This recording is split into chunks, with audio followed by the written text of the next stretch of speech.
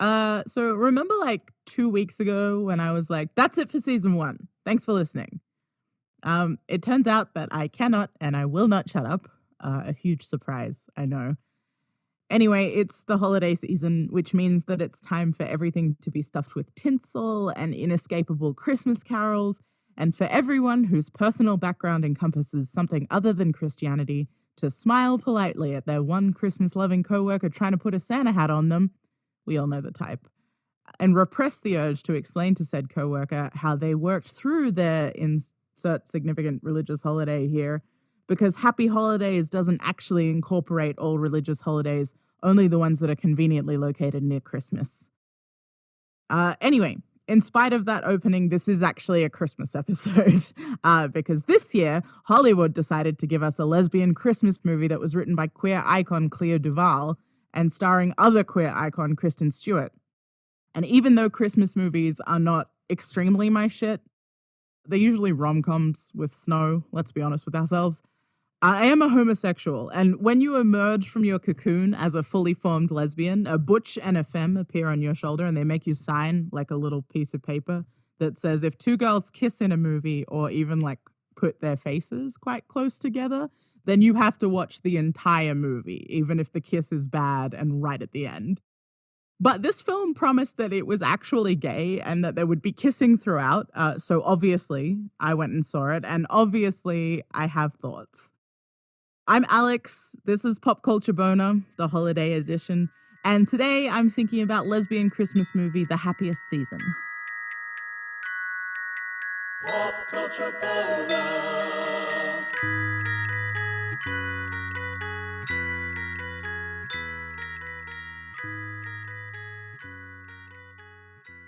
So structurally, this episode is going to be a little bit different, and that's because aside from the need to talk about lesbian rom-coms, Wes and I also have a couple of ideas for next year, which means that we have to test remote recording, and we have to test it early and in a low-stakes environment because I am a techno idiot, and I will absolutely break this at some point. So this is a test run. I'm going to talk for, I said 15 minutes in the script, but actually it's just the length of a normal episode, so this will be slightly longer. Wes will be listening, and then at the end we're going to have a little bit of a chat. So if this sounds a little bit different, you'll know why. And if we get to the end of this and you haven't heard from Wes at all, you can assume that I fully broke whatever flimsy recording setup we have, and that I have gone back to relegating Wes to their role as tech gremlin as punishment for their crimes. They are actually my crimes. Shh. But that's the admin out of the way. So let's get on with the show. When The Happiest Season was announced back in 2018, there was a little bit of a buzz. Not necessarily a mainstream buzz, but like definitely a gay buzz. Because not only was it a lesbian rom-com, it was written by Clea Duvall. Those of us who came of age in the 90s and the noughties likely remember Clea Duvall from films like But I'm a Cheerleader or Girl Interrupted. Aside from being in some iconic films featuring actual lesbians, Duvall also has what I will call a classic case of gay face. It's kind of hard to explain, but if you've ever wondered how lesbians can identify each other from a distance, it's because some people just have gay face. I absolutely cannot and will not elaborate any further. If you know, you know. Anyway, point is, lots of gays very excited. And then that excitement reached a fever pitch when later that year, Kristen Stewart, a rare combination of like an A-list actress and a big old queer, was attached to the project.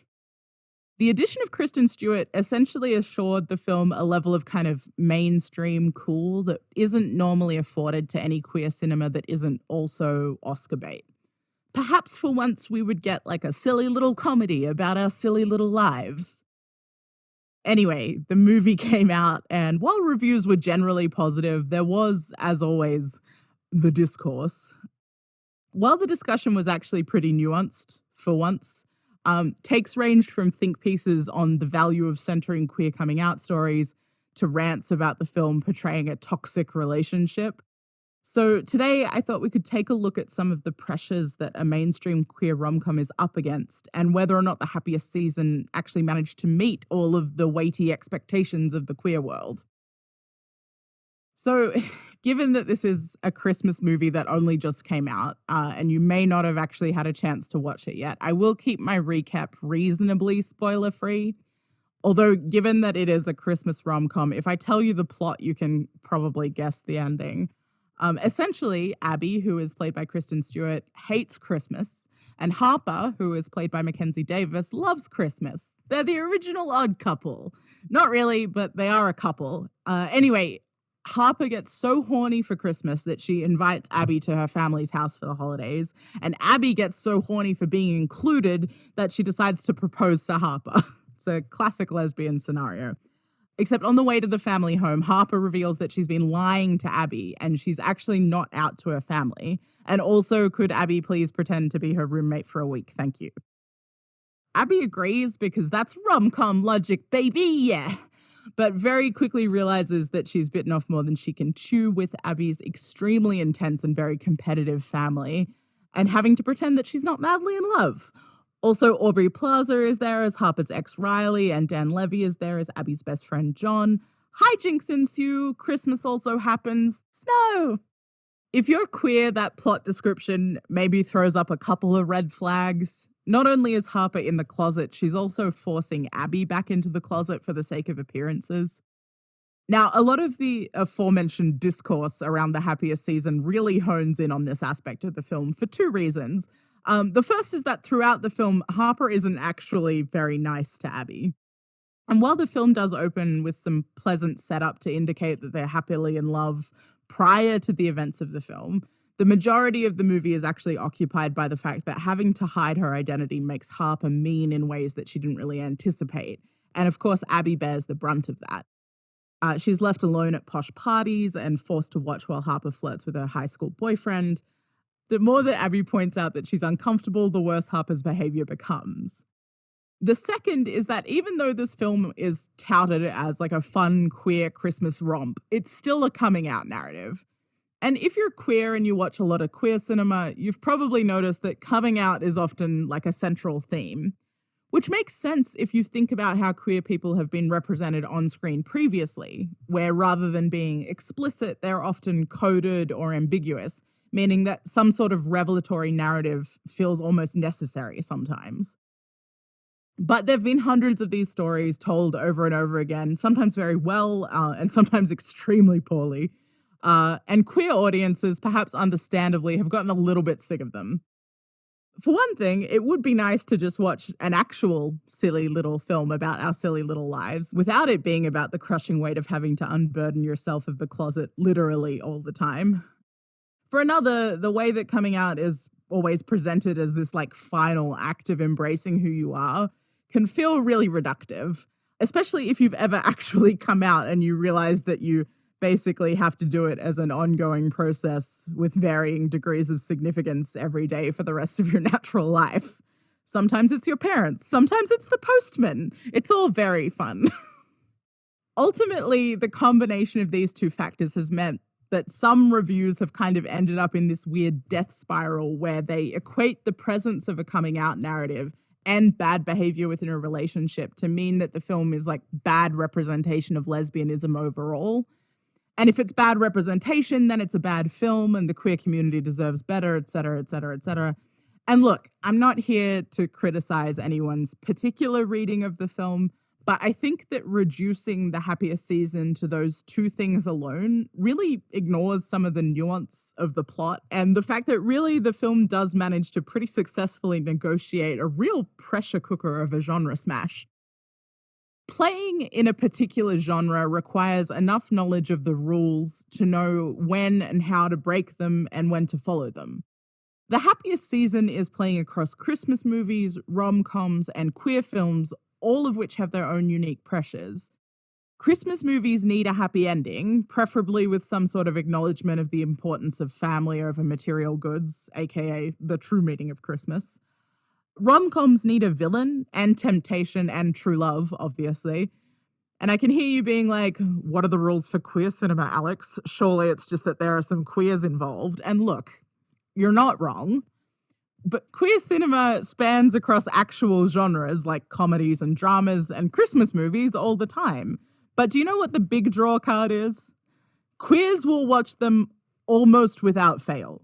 And it's not just that lesbians will only watch lesbians or gays will only watch gays or anything else in between. We will ravenously consume almost anything that comes out because we're starved for it. And that means that queer cinema has this incredible pressure placed on it to be all things for all homosexuals all the time, which is even more difficult than needing to get a Christmas miracle happy ending in from a writing perspective because it's impossible to meet. Add to the fact that people consider rom-coms and Christmas movies to be frivolous, even though that you could argue that Christmas movies in particular often have some sort of central moral compass that isn't actually frivolous. It's a Wonderful Life is about friendship and your impact on the world.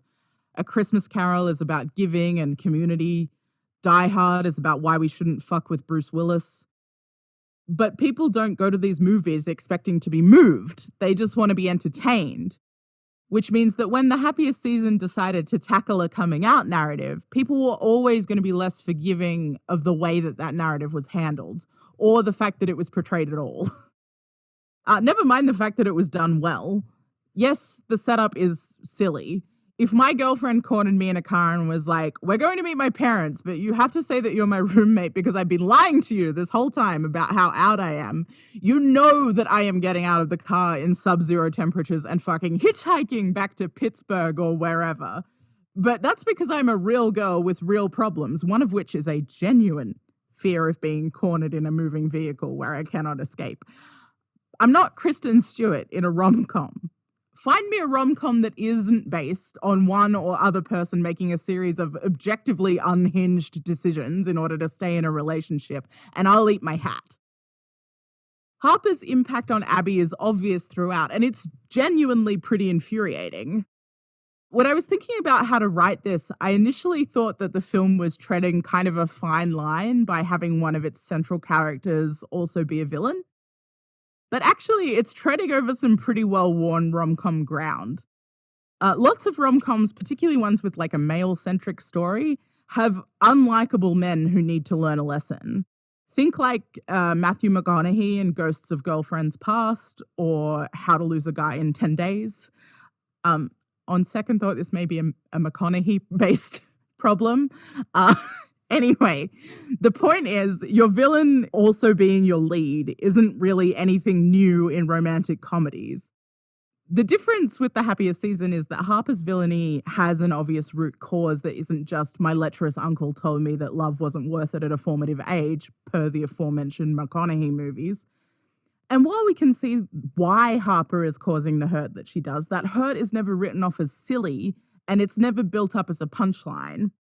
Abby is always the sympathetic character, and the coming out narrative, while not necessarily covering any new ground, is dealt with sensitively and with nuance. There were a few moments that were genuinely heartbreaking in ways that lots of rom-coms never truly manage, but the ending is the kind of happy that resonates across an entire family, not just Harper and Abby. And on top of it, there's some really beautiful things in there about queer friendship and queer family that you don't often see in a mainstream movie.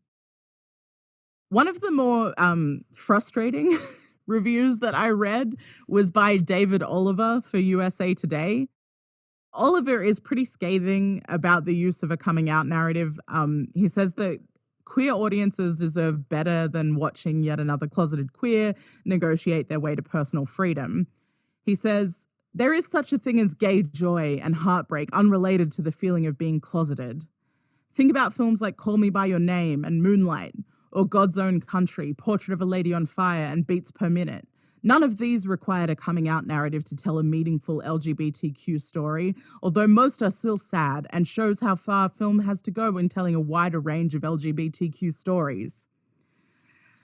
I did say that I wasn't here to take away from anyone's reading of the film, and I'm not. Oliver says the Happiest season's use of a coming out narrative made him uncomfortable, and that's okay. But if you cannot make your point about the need to move on from coming out narratives without pointing to some of the saddest pieces of gay cinema ever, then maybe you're missing the actual value of the Happiest season. Call Me By Your Name is beautiful, but one, it is partially about coming out, and two, The narrative definitely ends with one character marrying a woman and a twink sobbing into a fire. Moonlight is tender and beautiful, but it's definitely about two men's journey back toward each other after being split by homophobia. Portrait of a Lady on Fire ends with the pair split and with one woman married to a man, communicating her heartbreak and her longing through portraiture. God's Own Country is about a man struggling with his homosexuality in a rural setting. Beats Per Minute is an AIDS movie, perhaps the most tragic of genres within the queer canon, even when they do focus on the more beautiful stories that can emerge from times of great horror. Nothing here is explicitly about queer joy in the way that Oliver seems to imply The Happiest Season is missing. The Happiest Season's status as a frivolous Christmas film has meant that people are unwilling to accept it dealing with something as complicated as a coming out narrative.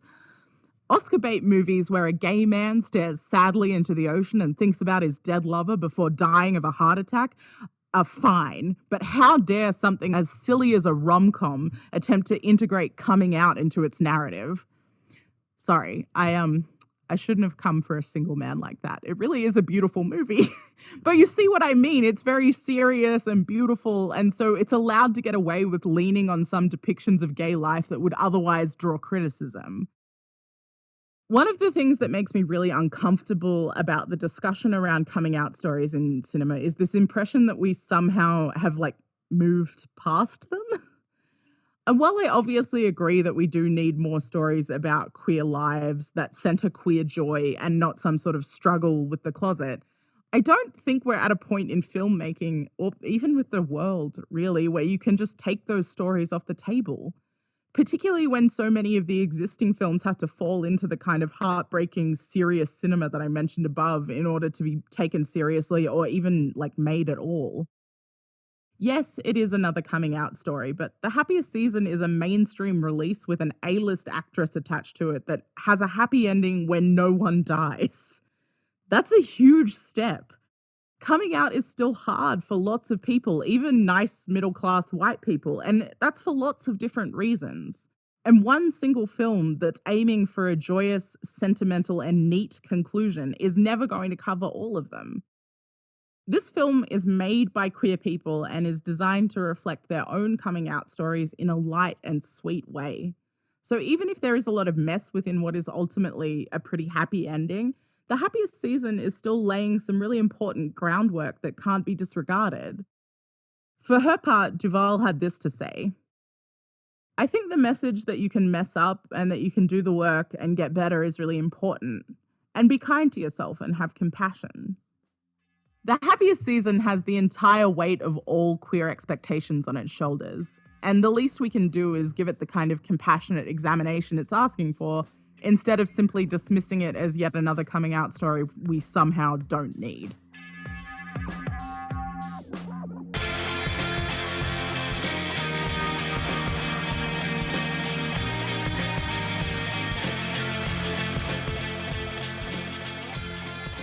So that was my hot take on The Happiest Season. And now, in a special treat for you and me, you get to hear Wesley's take on the movie. And more importantly than Wesley's take, you get to hear Wesley play a game that I have devised. So that should be really fun for Wesley. Say hi, Wes. Hello. So nice to be part of the podcast in this very interesting, different way. Just happy to be included. I'm always included, but now I'm audibly included. That's important. Did you like The Happiest Season? I did. So obviously I messaged you as I went to see it alone in the cinema, which... I think that's exactly how you should watch a Christmas rom-com, if I'm being totally honest. Well, if you're going to watch a Christmas rom-com at all. But I really enjoyed it. I thought it was fantastic. Casting was brilliant. Claire Duval is excellent. I did see a tweet or something that was along the lines of, why do we hold queer cinema to such a higher level than any cis, het cinema? And it's because all queer cinema has to be all things to all queers all the time. Exactly. Whereas this is quite simply one of the goofiest Christmas comedies I've ever seen. You've obviously not watched a lot of I don't watch a lot of Christmas comedy. okay, Elf is a classic for me. Die Hard is probably my big Christmas movie, and I watch The Muppet Christmas Carol every year. A Muppet Christmas Carol is the best. It is god tier. Do you think that Oliver's review is the stupidest thing you've ever heard? It really is. Like it's akin to basically taking, well, let's look at it at Christmas movies specifically. It's looking at Elf and saying, Jesus, why isn't this Parasite? Like, not every film has to fit every niche, and not every film has to be good. We've had this discussion in the podcast before. You love a big dumb action movie. I only like stupid action movies. It's my whole MO. Martin Scorsese's real cinema. It's not always good to watch. It's not always what you want. And then if you're taking something as goofy as Happiest Season, which it is incredibly, incredibly goofy, and it's just like it's a goofy movie, and I think they're allowed to be kind of goofy and happy and like. And I think it's important to let it be goofy and happy, but also you're right. It actually does have quite a lot of nuance in the way that certain parts of it are approached, and it is a bit of a spoiler, but the ending is wrapped up not because Harper comes out, but because the parents realize, hey, we kind of are really shit at this, Yeah. and that's what makes it all better. Yeah, and I thought it was surprisingly tender. Yeah. Plus, Dan Levy, he's a terrible actor, and I love him so much. I want him in everything as Dan Levy. Yeah, well, that's the only thing you'll ever see him as, because the man can't act. I know. But I still have watched all of Schitt's Creek twice and would watch it again. A great TV show. Are you ready to play a game? I am probably ready to play a game. Should I do that in like a creepy Saw voice? No. No, I think that's a terrible idea. I don't know if I could even do one. Impressions aren't my strong point. No. Unless I'm drunk and going for Cockney, but that's a whole separate issue. Okay. So the premise of this game is that I wanted to make a point in thinking about romantic comedies where the premise of them is never a sensible premise. I said it briefly. Like, the premise of every rom-com is several people make a series of unhinged decisions in order to stay together. And so what I have done is taken a series of rom-com plots, and I've boiled them down to their bare essentials. And you have to guess what the movie is. Is it multiple choice, or do I just have to try and rack my brain for some terrible, terrible titles? I can make it multiple choice if you want, but that's not how I wrote it. Let's just try it out, and maybe you can give me a hint towards a title when I inevitably have no fucking clue what you're talking about. Fair enough. Okay, so the first one is kind of a gimme, and I'll be a little bit mad if you don't get it. No. Mean girl with indie rock tastes won't date anyone, meaning that her hot sister also can't date anyone. Local delinquent is hired to win over the mean girl, clearing the way for a bevy of teenage dirtbags to take the sister out. See, that's actually one of my favorite movies in general, because that's 10 Things I Hate About You.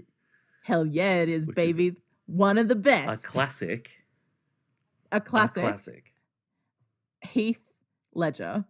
That movie, I watched that movie and I developed such a crush on him. I immediately went out and rented Two Hands, which is, I don't know if you've seen, but it's a classic piece of Australian cinema, and definitely not 10 Things I Hate About You, but a really good film. You are really good at going, oh, this looks like it could be a spiritual sequel. And going completely off the rails. Obviously, the correct choice was A Knight's Tale, which is awful, by the way. A very terrible film. No, it's not. You're wrong. And let's just let the audience know why.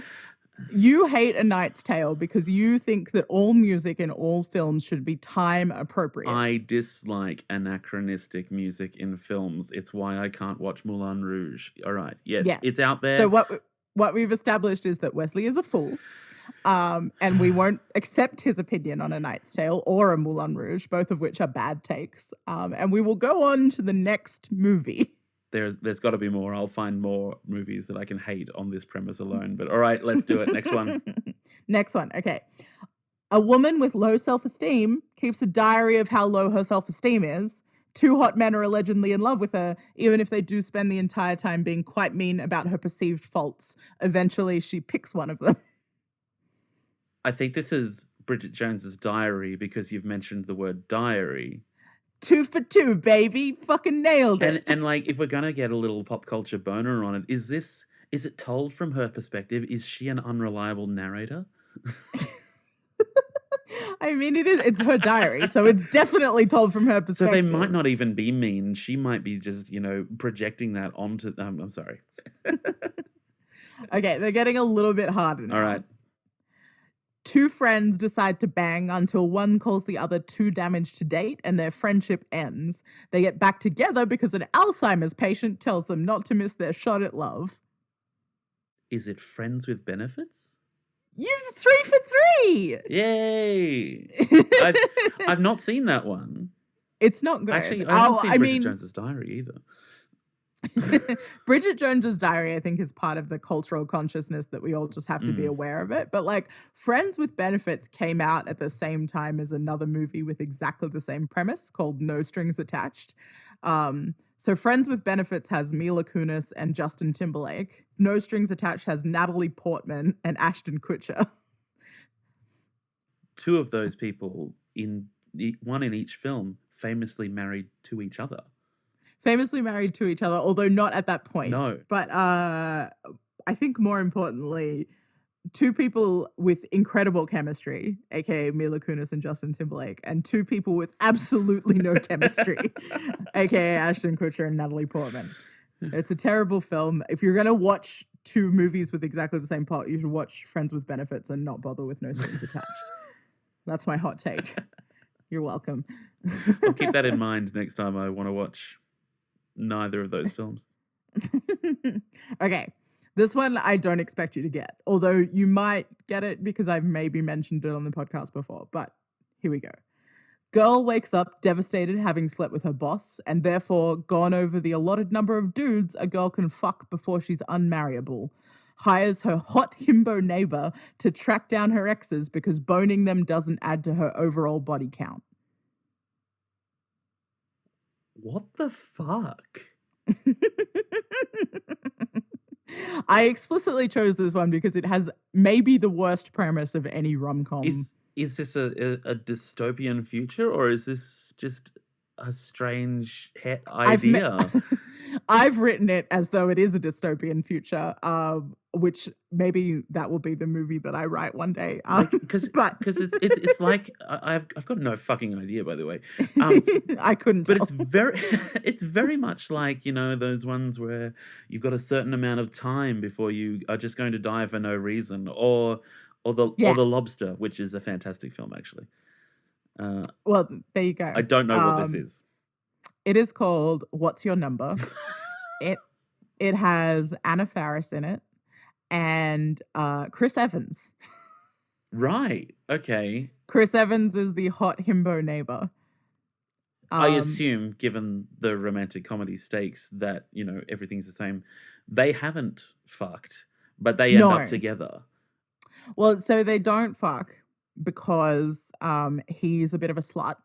And so he has lots of girls coming and going from his apartment. And she's like, that's disgusting. Except she's like over the hallway doing exactly the same thing. And then she bones her boss, but they eventually get together at the end when she's like, the number doesn't matter. It's all fine. We'll get married, whatever. And then her old boss calls her up and is like, actually, we didn't fuck. So it turns out that he's the right number, Wow. It was made in 2008. I wish I could do an Owen Wilson impression. Wow. That's awful. It also has, before we move on from this objectively terrible film, it also has Anthony Mackie in it playing a gay Republican who wants to run for president. And I was like, that joke, it's not even 2008. I've lied. It's like 2011. Oh Um, God. yeah. And so I watched that and he was like, the world's ready for a black president, but they're not ready for a black gay conservative president. And I was like, so I was watching it. I was watching it and I was like, surely this can't have been made post Obama. And it was. Oh God. It was made in the final years of Obama's presidency. We already had a black president at that point. Admittedly, Obama not gay, so maybe he's right about one of those things. But he wanted to have Anna Faris as a beard. I'm now also shocked that there are not one but two Captain Americas in this horrible film. 2 Captain Americas. They don't meet though, so that's kind of nice. Okay. The timeline Oh continues. dear.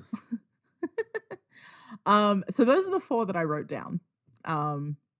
Right. That last one was Horrible. horrifying, but you're right, it's such its own universe in rom-com films that all of them suck. Like, Yeah. they're all terrible. Yeah. I was going through rom-coms, and if you boil them all down to their bare essentials, all of the premises are unhinged. No one makes a good choice. But I mean, also the first one is Shakespeare. Like, it's literally The Taming of the Shrew. Yeah. I was going to give you the plot of Clueless because you can boil down the plot of Clueless to girl tries to have sex with a gay man and then ends up having sex with her stepbrother instead. Oh, that's also the worst porno you've ever described. And almost certainly on at least 5 pages on Pornhub. Oh yeah. I think that's a conservative estimate. Clueless is fantastic though. Yeah. I mean, like, let's be absolutely clear. 10 Things I Hate About You is a great film. Bridget Jones's Diary, also pretty great. My point with all of these is that the premise is unhinged, but you're willing to let quite a lot slide for the genre. But we're not willing to do it when it's queer, and I think we should be. So that was the Christmas episode, which means we're officially done for 2020. For reals this time. No more bonus episodes. Big thank you to Wesley for being a guest this time, and also just actually for all of his help throughout the year. Without him editing it, I would sound like a woman standing on a soapbox next to a highway, screaming about my passions into the wind, and he is the reason that I don't. So thank you, Wesley. Another big thank you to Jamie Cockhill, aka the Jimmy C, for letting us edit his version of the Carol of the Bells into this theme song for this episode. I say us, and I mean Wes. We'll be back in 2021, probably around February, but we'll be sure to keep you updated. You can keep up with us on the socials. We're at Pop Culture Boner on Instagram and Twitter. And we'll be posting on Instagram pretty regularly, or like the same posting schedule we have now, basically. If you've got a burning desire to hear me talk about anything in particular, please let me know. You can send me a DM, you can send me a comment. If you've missed any episodes for the season, you can catch up with them now on Apple Podcasts, Spotify, or wherever you like your podcasts. Please leave us a rating or a review. It really means the world to us. Although I have also had a few people tell me that they don't know how to do that. And that also means the world to me because I am also not very good with technology. So it's the thought that counts, really. But also, if you do know how to do it, please. Other than that, Merry Christmas, Happy Holidays, or whichever. Talk to me about your preferred non-denominational holiday greeting next time you see me at the pub.